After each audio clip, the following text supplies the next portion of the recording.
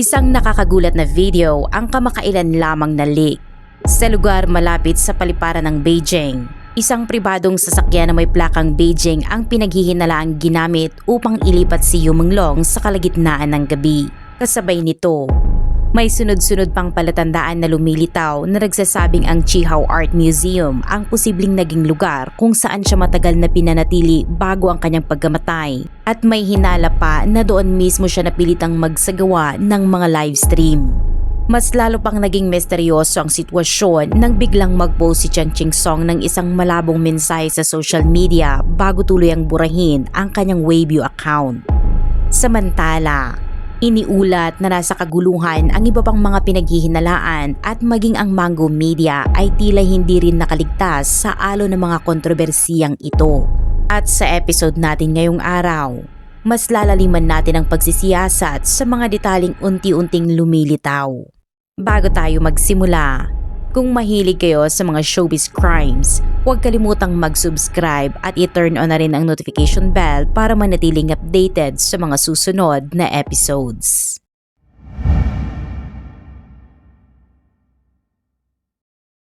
Matapos sabihin ng isang British psychic na nakatanggap siya ng mensahe mula kay Yu Menglong kung saan hinihikayat umano ang mga tagahanga na hanapin ang katotohanang nakatago sa kanyang mga video, nagsimulang magsaliksik ang mga netizen. Dito nila natuklasan ang ilang kahina-hinalang clip na pinaniniwala ang nagpapakita kay Yu Menglong matapos siyang makaranas ng pananakit. Sa isang video ng fan meeting, halos natatakpan ng kanyang headphones ang buong tenga niya habang ang balat sa pagitan ng kanyang tenga at pisngi ay may nakadikit na kakaibang tila artipisyal na patch na parang peking balat. Dahil dito, marami ang naghinalang isa itong paraan upang itago ang mga posibleng pinsala. Makikita rin ang mga pasa sa kanyang leeg at sa masusing pagtingin. Mapapansing bahagya siyang napipilay habang naglalakad na tila nagpapahiwatig ng pinsala sa kanyang binti. Sa isa pang palabas niya sa isang variety show, kapansin-pansin na tila labis ang kanyang pagod. Mapula ang kanyang mga mata at pilit ang ngiti habang may mga bahagyang pasa sa magkabilang pisngi na hindi ganap na natakpan ng make-up. May ilang manonood ang naniniwalang si Du Chang ay posibleng nagbabantay sa kanya mula sa gilid ng entablado noong mga sandaling iyon. Sa ibang video naman, makikita si Yu Menglong na labis na pumayat. Maputla at hindi pantay ang kulay ng balat, may mga pasa sa pisngi at sentido at malalim ang pagkakalubog ng kanyang mga mata na parang ilang gabi na siyang hindi natutulog. Halatang ubos na ang kanyang lakas. Sa isang live stream, sinabi niya sa mga tagahanga na may masama siyang pakiramdam at may kakaiba talagang nangyayari noon. Ipinahayag din niya na sa tingin niya ay ipinagkanulo siya ng kaibigan niya at hiniling kay Fully na iligtas siya dahil natatakot siya. Idinagdag pa niya na may kakaibang naaamoy si Fully. Kalaunan, isa pang video ang lumabas. Sa dulo ng isang pasilyo, makikita ang isang lalaking nakaputing damit na may itim na kwelyo nakahawig umano ni Fan Shichi habang malakas na kumakatok sa isang pinto kasama ang dalawa pang lalaki. Hindi malinaw kung si Yu Menglong ba ay nasa loob ng silid na iyon at aksidenteng nakakandado ang pinto, dahilan upang magmadali silang ilipat siya sa ibang lugar na siyang naging sanhi ng malalakas na katok. Napansin ng lalaking nakaputi na may kumukuha ng video mula sa kabilang dulo ng pasilyo kaya inilabas niya ang kanyang cellphone bagamat hindi malinaw kung ano ang kanyang pakay. Bigla na lamang natapos ang video sa bahaging iyon. Kapansin-pansin din na ang estilo ng video ay halos kapareho ng isang naunang viral clip na kinunan mula sa butas ng pinto at kamakailan lamang. Isa na namang nakakabiglang video leak ang lumitaw. Sa iba't ibang Chinese social media platform, agad itong tinatanggal sa tuwing may mag-a-upload. Bakit kaya ito itinuturing na napakasensitibo? Kapag pinapakinggang mabuti ang audio, tila may bumabanggit ng pangalang Yu Menglong. Marami ang nagsasabing malinaw nilang naririnig ang isang lalaki na nagsabing ito si Yu Menglong. Ayon sa mga ulat, ipinapakita sa video ang pagpapadala kay Yu Menglong sa loob ng isang sasakyan sa isang gabi. Hindi tiyak ang eksaktong lokasyon, ngunit malinaw na maririnig ang tunog ng mga eroplanong umaalis at lumalapag na nagpapahiwatig na malapit ito sa isang paliparan. Sa pagtingin sa mapa ng Beijing, makikita ng 798 Art Zone at ang Jiangsu Gate Technology na matatagpuan sa Jiami Function Center ay nasa magkabilang panig ng Airport Expressway. Mula sa paliparan, humigit kumulang 20 minuto lamang ang biyahe patungo sa 798 Art Zone sa pamamagitan ng sasakyan.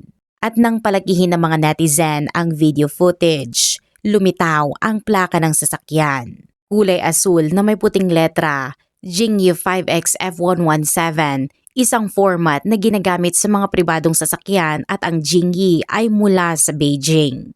Kung totoong ipinapakita ng video ang paglilipat kay Yu Menglong, posibleng ang may-ari ng sasakyan ay kabilang sa mga pinaghihinalaang sangkot sa kanyang pananakit at pagkamatay. Ayon sa mga online na pagsisiyasat, bago siya pinaslang, maaaring matagal na siyang kinulong sa loob ng Qihao Art Museum na matatagpuan sa Building 2, No. 8 ng Yuan Garden, Chaoyang District, Beijing. Ang arkitektura ng museo ay kakaiba. Puno ng mga nakakasikil na mga tatsulok sa mga pasilyo, bintana at pader, isang disenyo na bihirang manggaling sa ordinaryong tao. Ayon sa pampublikong tala, nasa loob ito ng 751D Park area na may sunken courtyard na dating ginagamit bilang bodega ng materyales ng Factory 751. Nang lumipas ang panahon, inayos ito ni Chitao, kapareho ni Ji Guangguang Liming gamit ang concrete at pinangalanan muli bilang Space A26. Pagkatapos ng ilang taon ng pagbabago, muling binuksan ito noong nakaraang taon bilang Qihao Art Museum. Ipinapakita ng mga litrato na ibinahagi online si Yu Menglong na nakatayo sa outdoor na hagdanan o nakasandal sa mga gray na pader at rehas na may mukhang mabigat at malungkot. Ang museo ay may pababang mahabang underground corridor na maliwanag ang puting ilaw na nagdudulot ng nakakakilabot na atmosfera. Napansin ng ilang fans na maraming livestream ni Yu Menglong ang may parehong payak na gray cement background na hindi tulad ng loob ng isang karaniwang tahanan.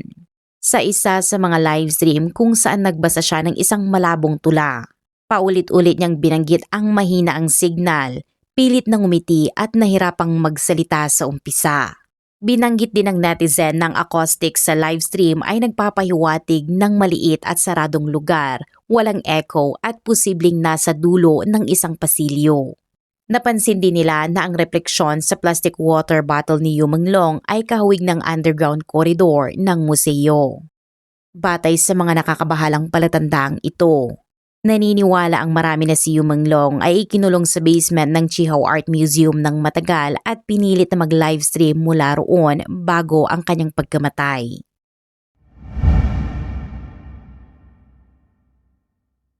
Ikalima ng Oktubre ang kaarawan ni Chao Renliang. Sa araw na iyon, napansin ng ilang netizen na si Cheng Ching Song ay paulit-ulit na nag-post ng malalabong mensahe na binabanggit si Chao Renliang bago tuluyang burahin ang kanyang buong Weibo account. Sa isa sa mga post, sinabi niya, "The last farewell to you. Goodbye forever, Chao Renliang." Nagdagdag pa siya ng isa pang mensahe, "Chao Renliang, our 10 years to the boy who will forever remain young, Chao Renliang." Bago ito, itinutok ni Cheng ang pansin sa isang makapangyarihang tao sa negosyo, si Tian Hairong, at nag-post, "As victims of online storm, we shouldn't have ended up on opposing sides. Back then, I hastily tried to explain myself and didn't protect your privacy. I even posted a photo of our dinner online. That was careless of me. I never imagined this wave of public outrage would be so fierce." Ngayon na nawala na ang Weibo account ni Cheng Ching Song, may mga haka-haka na posibleng siya ay ginawang scapegoat. Ang pariralang The Last Farewell ay nagbigay daan sa iba upang isipin na ang lalaking may pulang buhok na kilala sa palayaw na Cheng ay nagpapadala ng nakatagong babala na huwag siyang gawing sakripisyo at na alam niya ang sobra. May ilan ding interpretasyon na ang mga post ni Cheng ay nagmumungkahi na ang pagkamatay ni Chao Renliang ay hindi kasing simple ng nakikita at kung mawala si Cheng, maaaring gayon din ang kanyang kapalaran. Subalit mayroon ding ibang teorya. Ayon sa isang feng shui master, ang pagkamatay ni Chao Renliang umano ang nagdala kay Cheng Ching Song ng 10 taon ng swerte at ngayon ay si Yu Menglong ang maaaring palitan ang posisyon niya. Kaya ang tanong ng marami, ang pagkamatay ba ni Yu ay paraan para mapalawig ang swerte ni Cheng sa susunod na dekada? Samantala, ang pelikulang Fireseed na pinagbibidaan ni Tian Hairong ay labis na binoykot online at nabigo sa box office. Ang pagbubukas nito ay napakababang benta. Iniulat na ang mas mataas na otoridad ay nag-utos sa mga paaralan na mag-organisa ng group screenings upang itaas ang bilang ng manonood, ngunit pinilit ang mga magulang na bayaran ang tiket. Nagpakawala ng galit ang mga magulang sa social media at pinuna ang hakbang.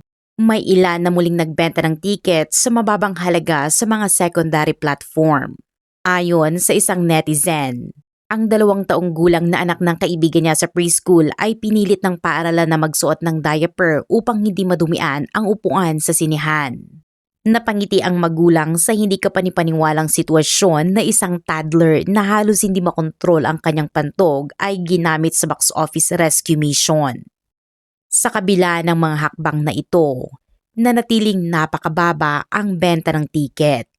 Natuklasan din ng ilang internet users ang mga ebidensya ng tinatawag na ghost screenings kung saan pinapalaki o peke ang oras ng palabas para lumikha ng mas mataas na attendance.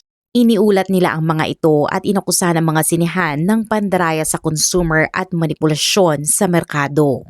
Isang screening na nakalistang sold out ang agad na kinansela matapos ang report. Samantala, si Song Yirin ay patuloy na nag-post ng masayang travel selfies sa Weibo na tila walang iniintining problema ngunit sa likod ng kamera. Unti-unting bumabagsak ang kanyang karera. Nagsimulang tahimik siyang i-blacklist sa industriya. Ang mga proyekto na kasama siya ay inalis sa registration systems at nawala ng bilyon yuan ang mga investors.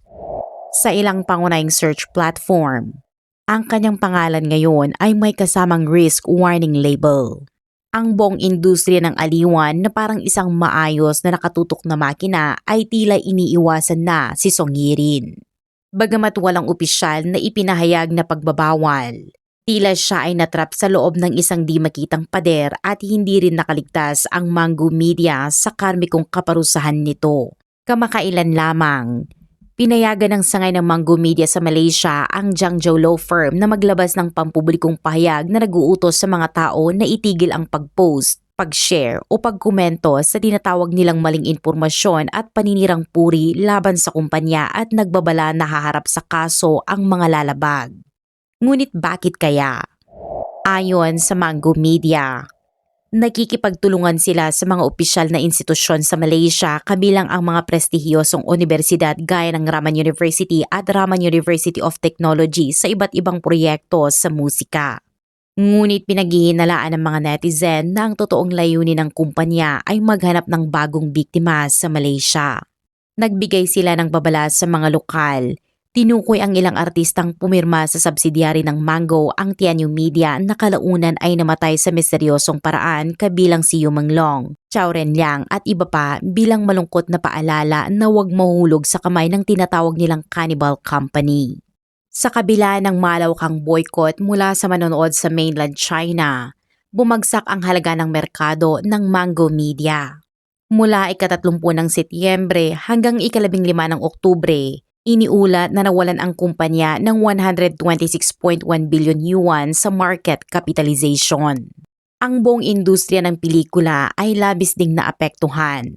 Ang ulat sa merkado noong ika-14 ng Oktubre ay inilarawan bilang Sea of Red o mas tama na banggitin na Sea of Green dahil sa mga bumabagsak na presyo ng mga stock. Gayunpaman, sinubukan ng Mango Media na magpakita ng matapang na harapan. Sa kabila ng sensitibong panahon, nagbanta pa ang kumpanya sa mga netizen. Isa sa kanilang komentaryo ang nagsabing, "Maawa ka man sa iyong maliit na isda. Ayos lang pero huwag kang makialam sa amin dahil kung gagawin mo, matatapos ka tulad ng iyong isda na mamamatay bago umabot ng 38 patungo sa parehong Golden River." Mula sa nakakatakot na mensaheng ito, malinaw ang malupit na kalikasan ng Mango Media.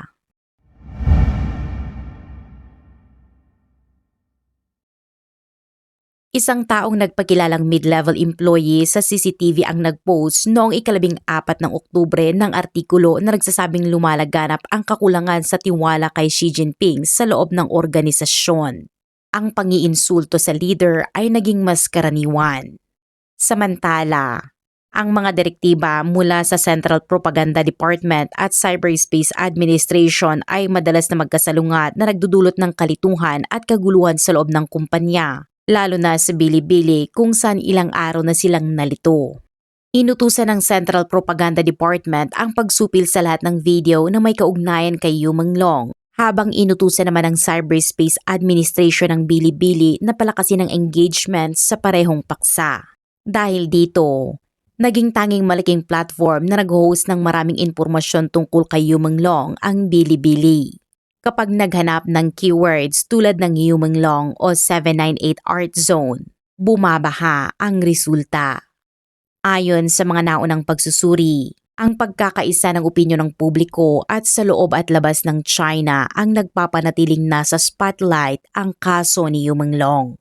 May mga hinala na ginagamit ng ilang factions sa CCP ang insidente upang atakihin ang mga political rivals.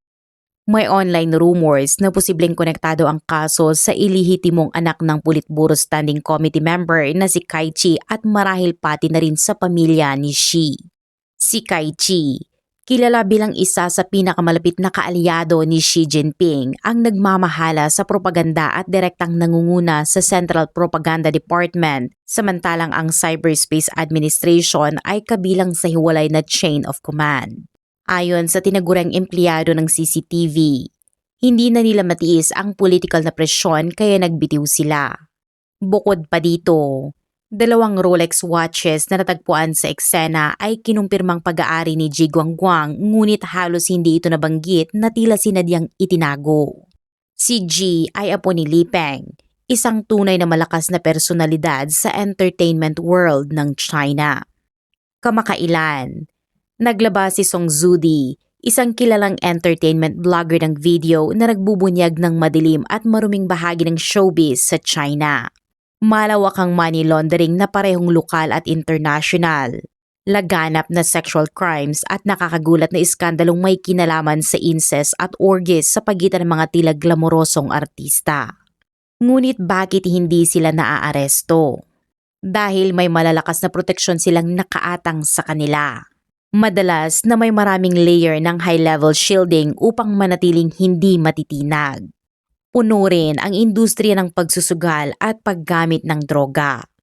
Maraming celebrities dahil sa madaling pera ay madalas na nagsusugal sa ibang bansa o gumagamit ng narcotics, habang binabayaran ang mga journalist at insiders upang panatilihin ang kanilang malinis na imahe. Sa loob ng dekada, may narinig ba tayong misteryosong pagkawala ng anak ng isang top official? Ang sagot ay wala. May nakita ba tayong nambubuli o nawasak sa industriya ng aliwan? Ang sagot ay wala rin. Ang mga biktima ay palaging mga anak ng ordinaryong tao.